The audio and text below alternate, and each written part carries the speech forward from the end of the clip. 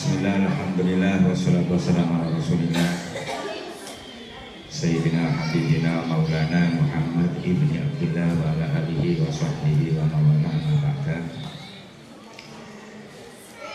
Semua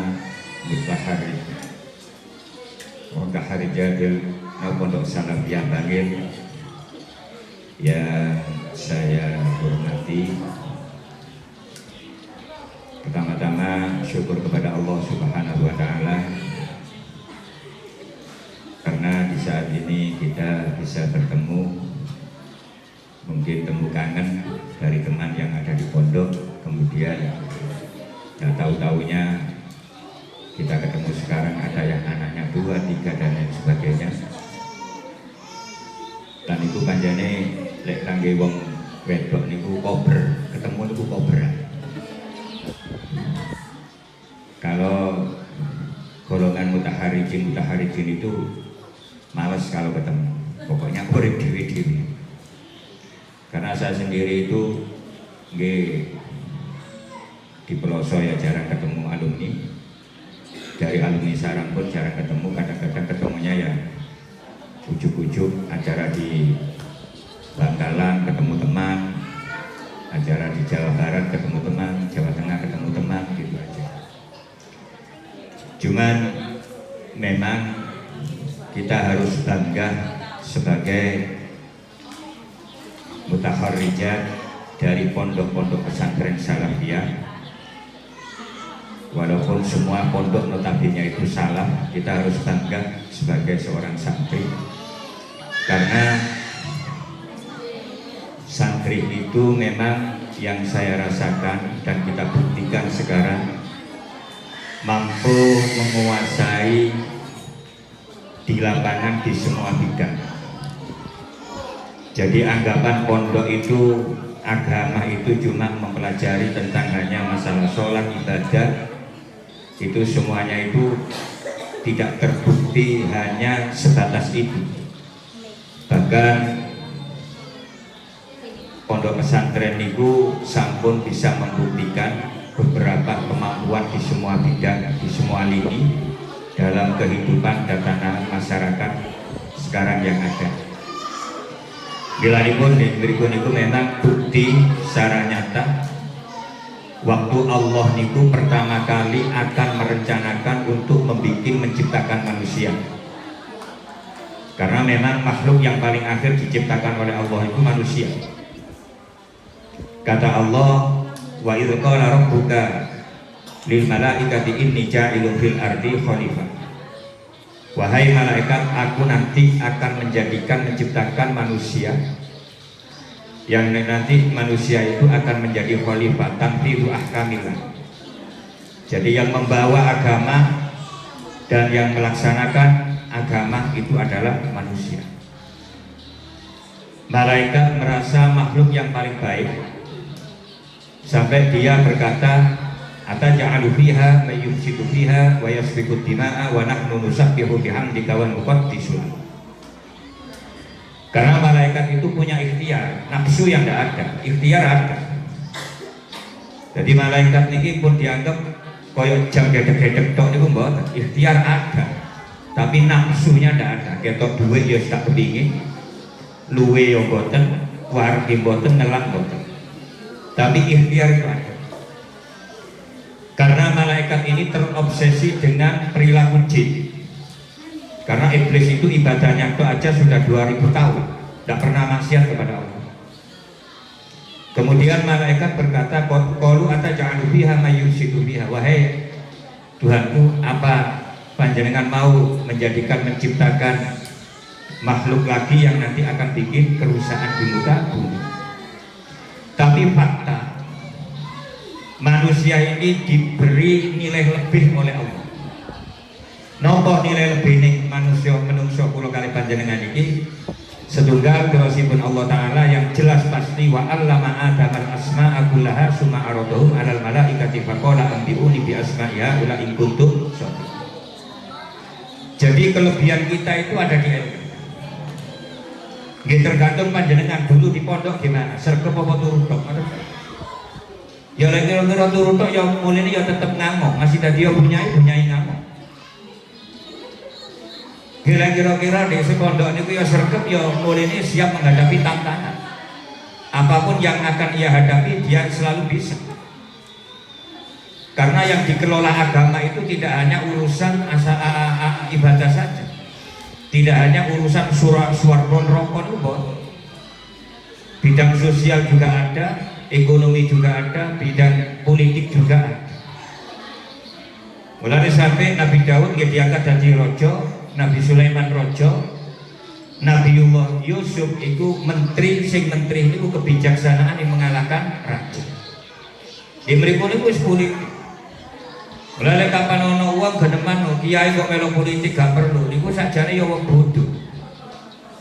Karena Syekh Abdul Qadir Al-Jailani itu seorang politisi. Sampai di dalam manaqibnya itu dikatakan la yang bagi li fakirin ayatasodda wa yatasoddara li irsyadin nas illa ana atauqa ilman fuqaha wa hikmatal hukama wa siyasatal muluk.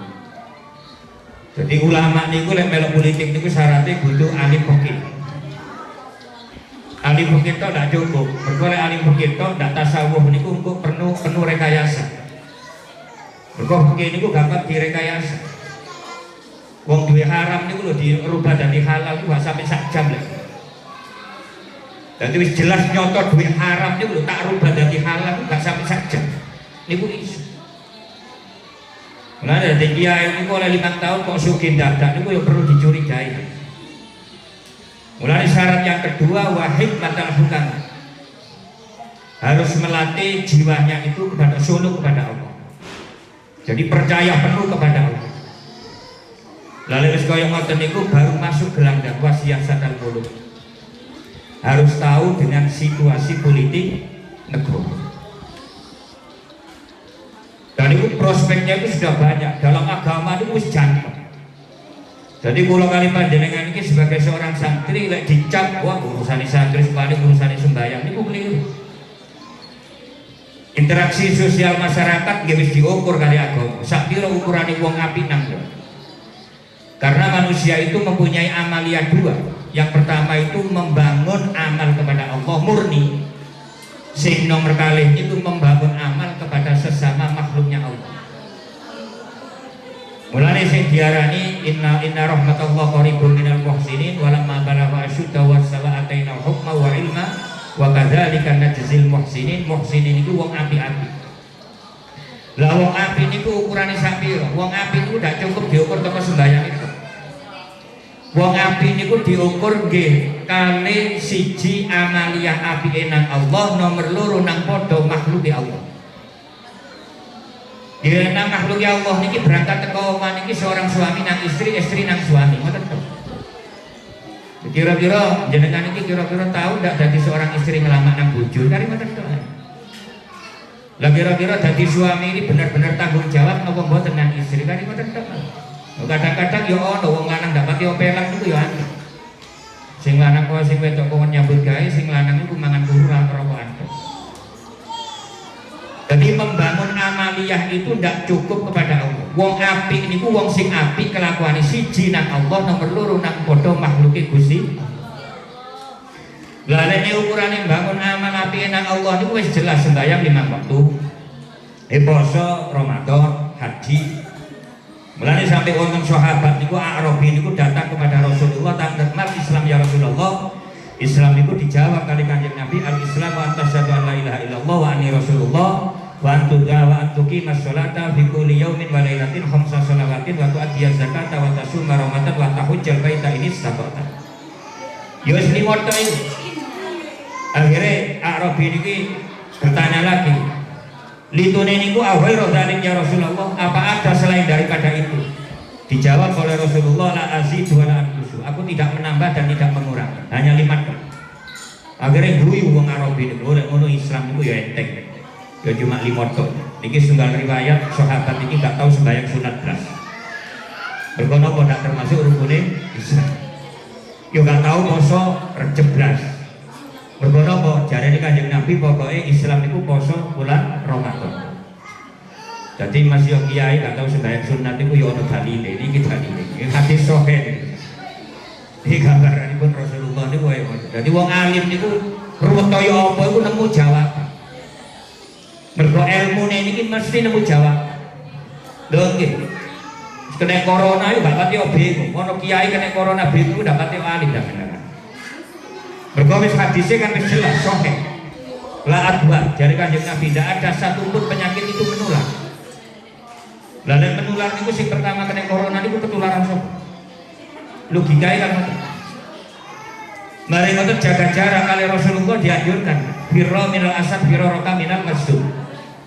Awakmu iku lek ketok wong duwe penyakit jurang iku aja cedek-cedek. Niki kan physical distancing, jaga jarak.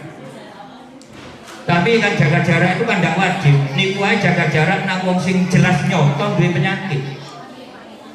Dan jurang itu termasuk bagian dari aibun min uyubin nikah. Itu niku mawon Rasulullah sing gelem salaman wong duwe penyakit jurang. Lah wong sakniki kula ambek sampean ndak ketok duwe penyakit iki padha warase kali jaga jarak ketemu pirang perkara. Ya wonten ning mriki. Dan itu memang disepakati, kula nate diundang dari Ikatan Dokter Indonesia nate. Dan itu pernah saya sampaikan dulu. Memang diamini. Tidak ada satu penyakit itu menular, itu tidak ada. Ya cuma lagi pada akan datang sifat ma'ani, mergo sifat ma'ani ini kan gadai ta'alluqi kan namungkinat cara ilmu tauhid. Memang Allah niku biasae nakdir wong niku lara mata dipasno ditepakno ambek wong iku tepak cedhek nang wong lara mata. Jadi takdire niku nang sabab, singkatan iki takdire dateng sabab. Foto qadar niku singkatan iki dateng sabab dan tiniman dadi dateng napa niku wau kubromi. Jadi mu'allaqi lebih dominan.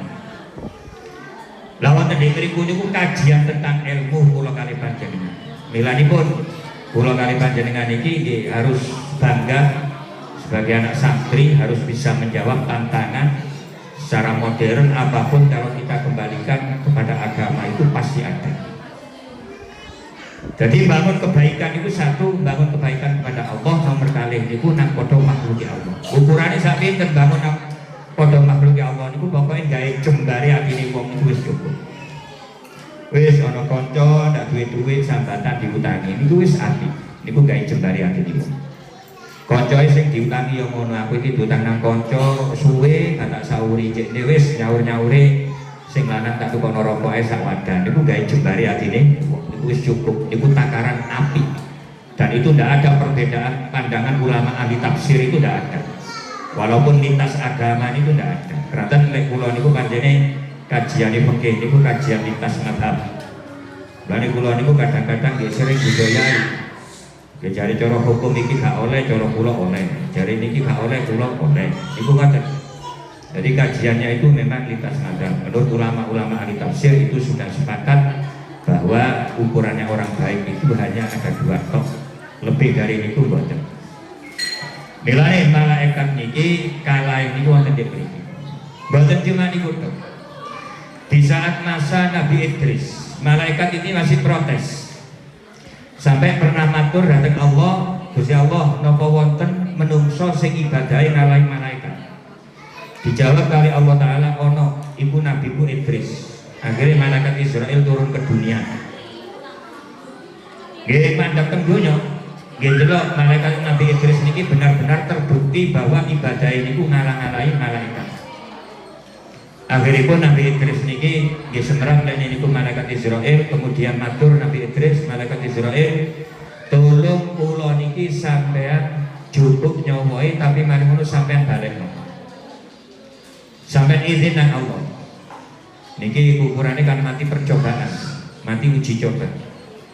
Tujuannya kula niki kepingin nambahi ibadah teng Allah setelah kula niki ro rasane yo nopo loroe dipundhut nyawa kali Allah Taala. Akhirnya dipundhut kali malaikat Israel dikembalikan lagi, lajeng dibawa keliling ke surga dan neraka. Wonten di mriku niku sing diprotes kali malaikat. Sampai terus malaikat ilahana layak bagi li abdin fatih ayyudu'a fi maqamil muqarrabin. Tidak selayaknya seorang manusia yang selalu berbuat dosa karena panjane api menungso niku ngoten iso salah iso api, iso ibadah iso maksiat. Krana menungso niku iso maksiat, iso mbuktekno gedene rahmate Allah lan maghfirahe Gusti. Kok umpama kula mbek sampean niku gak iso maksiat blas, niku gak iso mbuktekno rahmate Allah gedene lan gak iso mbuktekno gedene pengampuranipun Gusti. Nggih, mergo sabab kula kali panjenengan niki iso maksiat, iso dosa, tobat, niku bisa mbuktekno sakmene gedene rahmate Allah lan pengampuranipun Gusti. Mulane boten sekedhik wonten tiyang super bejat wis kaya ngoten niku, tapi pada akhirnya piyambake niki dosane disepuro kali Allah dipun pasrahken dadi ahli swarga. Lan mulane pun boten ana sijine wong niki mlebu nang swarga krana amaliae, tapi sedaya niku krana rahmate Allah. Malaikat boten saged mbuktekaken. Seberapa besar rahmatnya Allah itu malaikat tidak bisa membuktikan. Seberapa besar maghfirah Allah itu malaikat boten saged mbuktikan. Berkono bahwa malaikat itu tidak pernah melakukan pelanggaran. Mulane menungso niku besok niku nggih mlebu nang swarga niku mergo rahmate Allah. Mboten mergo sembahyang kula ambek panjenengan iki mboten. Mboten mergo poso kula kali panjenengan iki mboten. Wong Kanjeng Nabi piyambak niki nek dawuh la napa terus la yanjua ahadukum bi amali illa ayataghammadallahu bi rahmati. Terus Kanjeng Nabi menungso iku besok di akhirat niku masuk swarga niku dudu krana kelakuane tapi krana rahmate Allah. Sahabat nggih rada terkejut kaget. Wekdal niku matur sahabat, "Wa ma anta ya Rasulullah?" Lah lek mboten panjenengan nggih sami mawon Kanjeng Nabi. "Wa ma ana, masih aku ya padha ae, illa ayataghammadallahu bi rahmati." Kecuali mergo welasi Allah. Krana napa? Mboten imbang. Sapiro gedene ganjaran kula mbek sampeyan sembahyang niku. Umpama dikai umur 70 tahun, mulai sembahyang rajin itu wis paling 15 tahun. Berarti cuma 55 tahun. Niku wae kadang keteter-keteter kalah ambek sinetron. Kadang-kadang sembahyang kula kali panjenengan ya cuma khusyuke tempat takbir tok. Wis ambek takbir ku merem, Allahu Akbar. Mari takbir ku eling nang blonjo sembarang kali. Niku lek ibu-ibu. Lek golongan mak-mak niku ngoten. Apa maneh menjelang Ramadan duwe anak. Nang bojone sik durung dikai dhuwit iki apa iki kelambine anak iki durung tuku. Dadi sembayang iku wis ngelayang-layang. Dadi kate ngendelno sembayang iku model yo napa mboten sadar. Mulane di saat ulama ahli tasawuf niku nate ngimami salat ditangerti. Cara zaman kene ditangerti yai, salat kula kali panjenengan iki diterima napa mboten? Dijawab kali kiai, "Kok nambah aku gak usah ngurusi sembayang diterima apa ndak? Kok nambah aku ditakdir dadi wong gelem sembayang iku sampai apike." Mergo napa? Nggih mergo rahmate Allah. Tanpa rahmate Allah mboten saged. Ngendelaken ibadah kula kali panjenengan iki mboten saged. Besok amaliah wonten nggih ngersanipun Gusti. Tapi nggih senaosa kados ngoten niki muga-muga kula kali panjenengan iki amal saya ibadah niki nggih dipurkrani kali Allah Subhanahu wa taala. Karena peran ibu niku dalam pandangan agama niku penting. Anak ini ke arah kemana niku apa cari ibu. Mulane mboten ono surat iku surat rijal niku gak ono. Sing ono iku surat Krono panjane anak niku peranane budi ibu. Karakternya anak niku lebih dominan melok ibu. Melok ibu. Jadi karaktere sampe tingali wis ibuke nyocok insyaallah anake ora kok nyocok. Lah ibuke judes insyaallah nggih melok judes. Mulane Fatihah niku diarani ummul kitab. Jadi Fatihah niku diarani ummul kitab. Dan Al-Qur'an niku kabeh artine difokuskan wonten di Fatihah. Fatihah niku difokuskan wonten di bismillah. Bismillah niku wonten di ba. Jadi krono ba niku cara bahasa ilmu mantek niku layak tadi al-qismata wal qismata. Jadi hal yang tidak bisa dibagi niku titik tok. Lan niku keesaane Allah suwijine Gusti Allah, manunggale Allah. Niku wonten di bangga. Mulane Allah taala niku lek nyontono wong apik niku sing digawe wong wedok, mboten wong lanang. Di Quran niku lek Allah taala nyontono barang apik niku wong wedok. Daraballahu masalan lil ladzina amanu imra'ata fir'aun. Bojone Fir'aun tidak lucu. Bagaimana seorang istri Fir'aun yang mengaku suaminya menjadi sebagai Tuhan, tapi piyambak ini dadi wong sing paling apik wong wedok sak donya. Kan wong wedok sing apik niku sak donya cuma papat tok. Arbaun minan nisa min ahlil jannah. Sing paling apik top niku cuma sekawan top. Siji Asia Imratu Fir'aun, nomor kali Maryam, nomor 3 Khadijah, nomor sekawan Fatimah binti Rasulullah. Niku wis nas hadis niku wonten iki. Gusti Allah gawe contoh niku wong elek niku yang sing gawe contoh ya wong wedok. Daraballahu lil ladzina kafaru imra'atan Nuh. Niku bojone Nabi Nuh. Masih yo bojone Nabi nek wis koyo bojone Nabi Nuh ya tetep neraka. Mulane panjenengan tingali di kalender itu gak ono hari nasional, internasional, hari bapak niku ndak ono. Sing ono niku hari ini. Mulane mboten ono. Dadi sing digawe contoh niku cuma wong wedok. Dadi jenengan iki nek kepengin duwe anak apik ya wis njaluk anak Allah ibuke, bapake ora usah diiri. Bapake wis masuk mari sembayang masuk bapake ndonga wis bapak. Sing penting ibu niki gelem njaluk donga dhateng ngarsanipun Gusti. Niku gawe contoh niku. Mulane hari nasional mboten ono hari bapak. Sampeyan padosi ning kalender. Sing wonten niku cuma hari ibu. Niki kajian ilmu niku wonten nggih. Mulane kula kalih panjenengan sedaya dadi ojo merasa kecil hati. Yang kita terima itu pendidikan dari pesantren. Walaupun cuma zaman-zaman nek kula niki mastani ijazah itu hanya sekedar simbolis. Kula piyambak niki tidak duwe ijazah, calon RT udah duwe, ndak iso. Calon RT wis gak iso. Lanten kula niku yo sanawi yo gak sampai lulus pindah loncat aliyah, ten aliyah iku ijazah ilang. Jadi kula niku wis gak iso. Ilanipun tapi kula bangga sebagai seorang yang pernah napa niku mengenyam pendidikan di lembaga pondok pesantren. Walaupun katakanlah ijazah kula mungkin dari panjenengan niku masih belum diakui oleh negara, tapi kelawan ilmu niku kita bisa membuktikan bahwa dengan ilmu kita bisa menghadapi apapun perkembangan zaman yang ada sekarang. Insya Allah kula kali panjenengan sedaya muga-muga niki nggih oleh barokah pertemuan niki sing penting nggih pribadi kula ojo sampai lupa dengan jasanya guru. Karena kula piyambak niku nggih lek nang guru niku kanyane ndak iso ditawar-tawar. Insyaallah dengan berkahnya doa saking tiyang sepuh lan para guru insyaallah kula kali panjenengan diberi jalan ilmu yang bermanfaat. Karena menurut Imam Ghazali niku lek hitung-hitungane luwih mulya di guru ambek wong tuwa nggih mulyan guru. Lek wong tua itu cuma iso ngelairno gedhe notok, tapi lek guru itu nuntun jalan kita kepada kebaikan. Niku Imam Ghazali niku tasik lebih mengutamakan guru daripada orang tua. Muga-muga kelawan oleh barokah guru kula kali panjenengan sedaya segi ilmu dadi ilmu sing manfaat. Kula boten saged ngatur kata-kata niki sing saged kula aturaken. Wassalamualaikum warahmatullahi wabarakatuh.